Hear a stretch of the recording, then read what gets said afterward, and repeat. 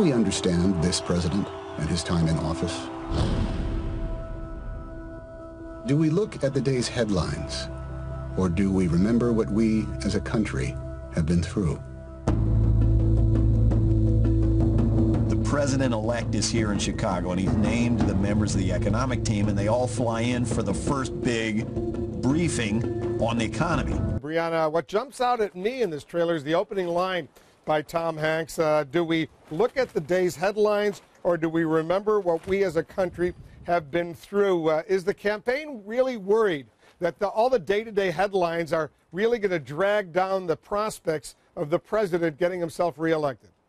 I think, Wolf, if the campaign had its way, that would not be the metric by which they would want voters to judge President Obama. Instead, you see them here really trying to create enthusiasm and excitement and really kind of a mood by evoking some of these iconic and historic moments that have happened in the Obama presidency, especially as polls show the campaign is really facing an enthusiasm gap compared to what they had in 2008. And I asked White House Press Secretary Jay Carney today about this strategy of perhaps avoiding headlines, and he laughed off the suggestion.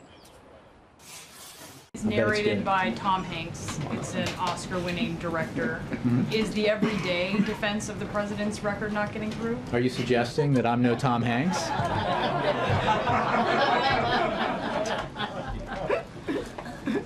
I would refer you to the campaign. I think as a matter of broad principle, as someone in the communications business, as you are, that we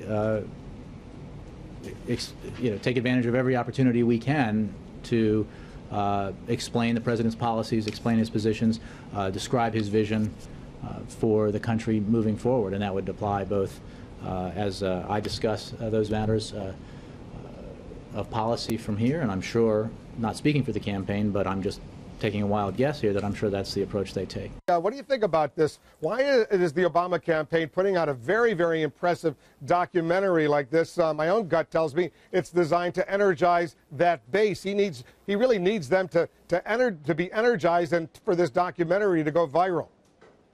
Yes, you're right, Wolf, and he has an enthusiasm gap, as it was just reported, and they will respond to that. They love it. It harkens back to celestial being days, but the voters that he needs I'm not saying this as a partisan.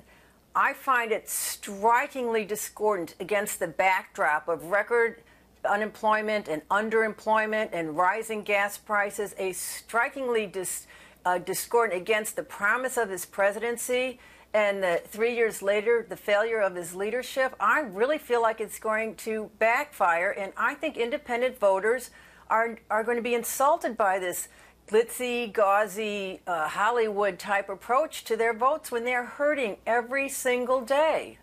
All right, Robert Wexler, go ahead and respond to that.